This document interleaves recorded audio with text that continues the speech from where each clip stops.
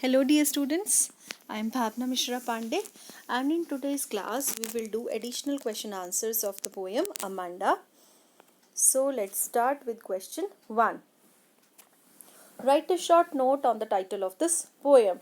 The title of the poem is Amanda as it revolves around the upbringing of little girl named Amanda. तो जो title है इस poem का वो है अमांडा.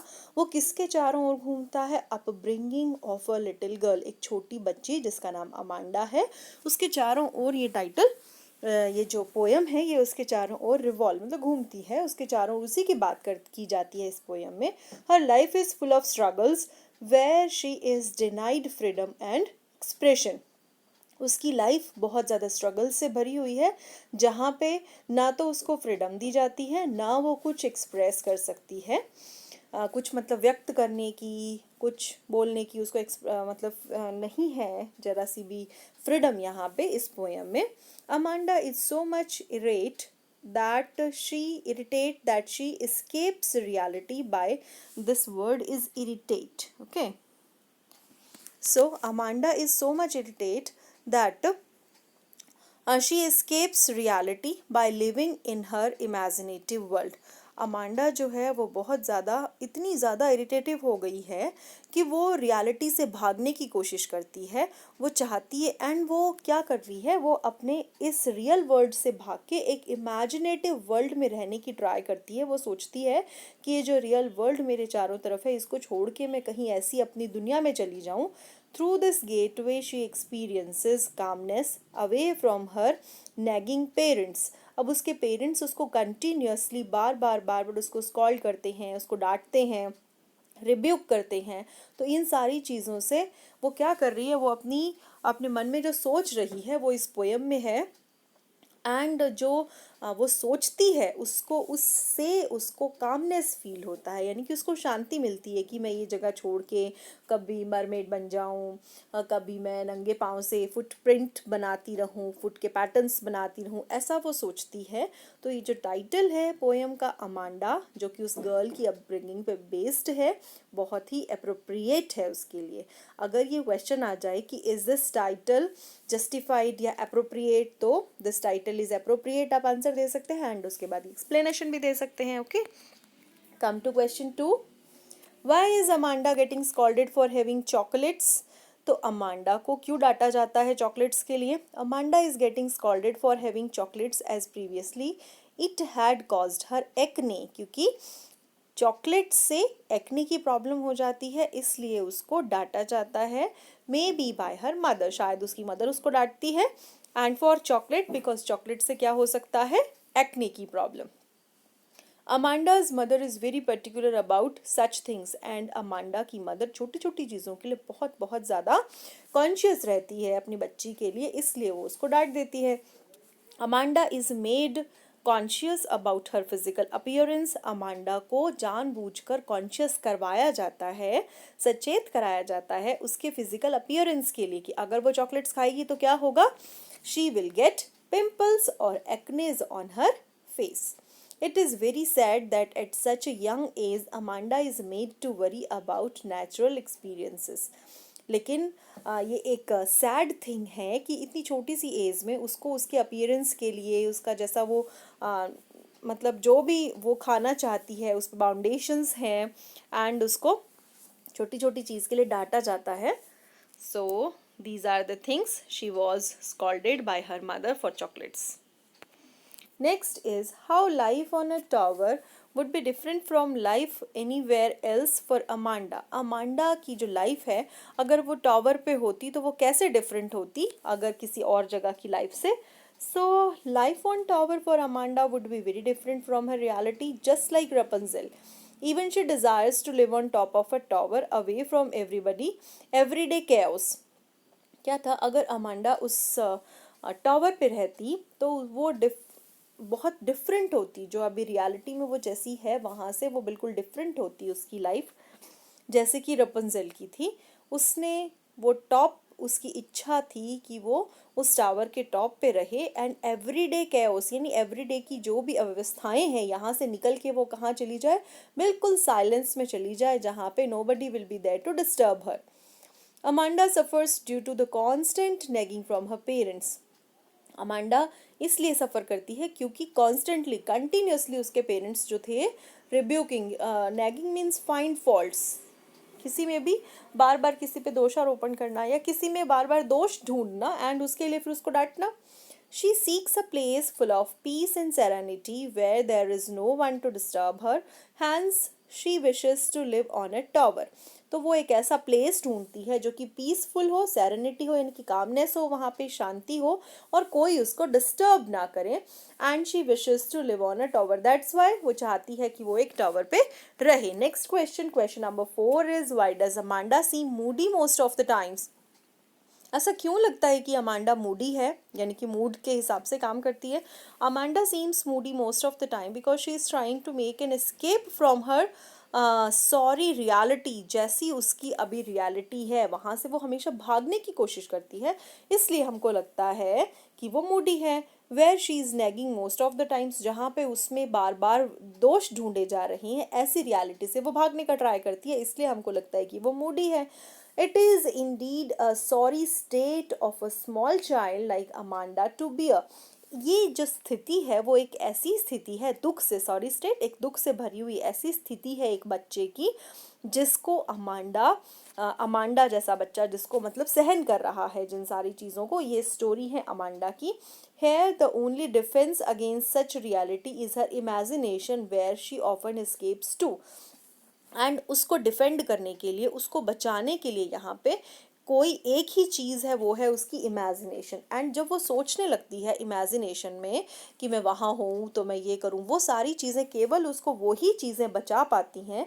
यानी कि वहाँ पे जाके उन अपनी इमेजिनेशन में जब वो खो जाती है तो वो क्या ढूंढती है, वो शांति में चली जाती है, उसको शांति मिलती है उसको वहाँ पे जाके। तो उसको बचाने वाली एक ही चीज़ है, उसको डिफेंस करने वाली एक ही चीज़ है, वो है उसकी इमेजिनेशन जो कि उसको कामनेस देती है। Hence it makes her look Moody and uninterested. इसीलिए जब वो अपनी इमेजिनेशन में चली जाती है तो हमको लगता है कि वो मूडी है, वो अनइंटरेस्टेड है। Okay, next question is why does Amanda wish to be a mermaid, an orphan और रपंजल। वो क्यों सोचती है कि वो या तो मरमेड बन जाए या वो एक ऑर्फन हो या वो रपंजल बने। So Amanda wishes to be a mermaid so she could drift alone by blissfully languid emerald sea. यानी कि वो क्या करे, वो बहुत ही ब्लिसफुली यानी कि एंजॉय करते हुए आनंद पूर्वक स्थिति में उसको जो वेव्स हैं वो ड्रिफ्ट यानी उड़ा के ले जाएं कहाँ पे, वो जो ब्लू कलर का जो पानी है वाटर, सी वाटर, उसमें वो एंजॉय कर सके। Then she yearns to be an orphan.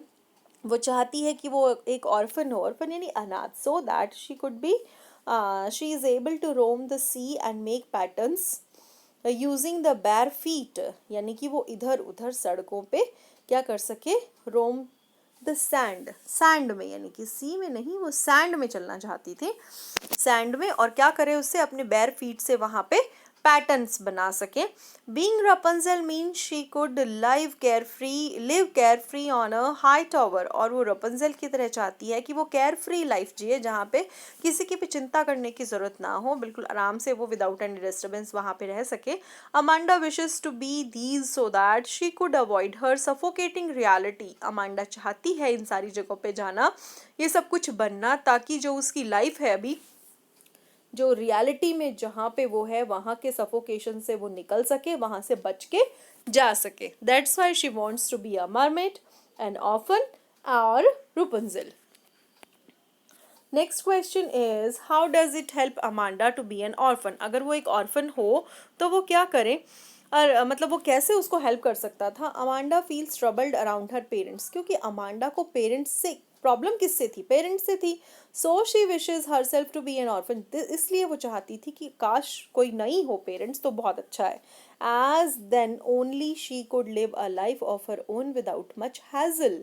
यानी कि इस तरह से वो विदाउट एनी, ना तो कोई उसको डांटने वाला होगा ना कुछ, केयर फ्री लाइफ वो जी पाएगी अगर उसके पेरेंट्स उसकी लाइफ में नहीं होंगे। मीन्स अगर वो ऑर्फन होगी तो कोई भी उसको डांटेगा नहीं, कोई भी उसको मारेगा नहीं। Alright, next is do you consider Amanda's mother to be a nagging mother. क्या आप सोचते हो कि अमांडा की मदर ऐसी थी जो उसमें कंटिन्यूस फॉल्ट्स फाइंड करती रहती थी, यानी कि हमेशा उसमें दोष ढूंढती रहती थी। Amanda's mother is indeed a nagging mother. हम देखते हैं कि अमांडा की मदर वास्तव में ऐसी है जो बार बार उसमें नैगिंग यानी कि उसमें बार बार ढूंढती रहती है दोष की, हाँ तुमने ये कर लिया। She is all about instructions and finding faults. वो बार बार उसको इंस्ट्रक्ट करती है, तुमने ये काम गलत किया, तुमने वो काम गलत किया, तुमने ये काम किया है, तुमने ये काम नहीं किया, like that. No doubt it is her responsibility to instill good values into her daughter, but not at the cost of her child's happiness. No doubt ये निसंदेह ये उसकी मदर की रिस्पॉन्सिबिलिटी है कि वो इंस्टिल करे, इंस्टिल मतलब इनकलकेट यानी कि शामिल करे उसके बिहेवियर में अच्छी आदतें, अच्छी वैल्यूज़, लेकिन बच्चे की हैप्पीनेस के कॉस्ट पे नहीं, यानी कि बच्चा अनहैप्पी होके वो सारा काम करे ऐसे नहीं। हमको उनको गुड वैल्यूज सिखानी है, कैसे? बहुत अच्छे तरीके से, जैसे कि बच्चा परेशान ना हो। One should know how to strike a balance between maintaining responsibilities and taking good care. ये हमको एक बैलेंस रखना चाहिए इसमें। मेंटेनिंग रिस्पॉन्स ये मतलब कि कैसे हमको अपनी रिस्पॉन्सिबिलिटीज़ पूरी करनी है एंड कैसे बच्चे की केयर भी अच्छी होनी चाहिए। तो ऐसा एक बैलेंस होना चाहिए पेरेंटिंग में। Is Amanda eight fault at all? क्या आपको लगता है कि अमांडा सच में दोषी थी? Amanda is not at fault at all. Amanda का कोई दोष नहीं था।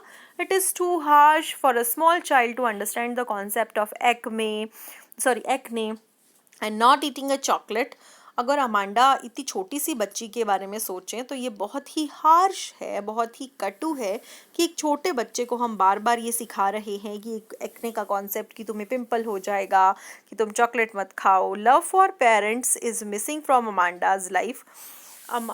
मतलब इतना डांटने के बाद अमांडा की लाइफ से जो बच्चे पेरेंट्स को प्यार करते हैं वो सब गायब हो गया था।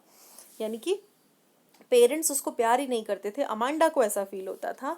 It is with pity that we look towards Amanda. हम जब भी उसकी तरफ देखते हैं तो हम दया की दृष्टि से देखते हैं कि बेचारी अमांडा को बार बार डांट पड़ती है, बार बार उसकी मदर उसको she finds continuously faults in her, उसमें फॉल्ट्स ढूंढती है उसकी mother. There is nothing worst for a child who wishes to be an orphan. इससे बुरा नहीं हो सकता एक चाइल्ड के लिए कि वो कहे कि मैं ऑर्फन हो जाऊं, क्योंकि उसके पेरेंट्स उसको बार बार डांटते थे इसलिए। Amanda just seeks freedom from the overpowering environment around her. अब अमांडा जो है वो क्या चाहती है? फ्रीडम चाहती है। फ्रीडम का मतलब आज़ादी चाहती है। ओवरपावरिंग एनवायरनमेंट यानी कि वो एनवायरनमेंट जो उस पर हावी हो रहा है, उसके चारों ओर का वातावरण जो उस पर हावी है, इससे बचने का वो प्रयास करती है। What is the central idea of the poem Amanda? Amanda जो poem है इसकी central theme क्या है? So the poem Amanda by Robin Klein. Students, this is very important question. Please आप इसको learn करके ही जाइएगा. Highlights the importance of upbringing of a child. एक पोएम जो अमांडा पोएम है, written by composed by Robert Klein ने लिखी है, एंड ये हाईलाइट करती है एक बच्चे का कैसे लालन पालन हो रहा है, इसकी इम्पोर्टेंस पे ये बेस्ड है पोएम। और ये हमको बताती है upbringing doesn't involve making a child responsible and fit for the society only.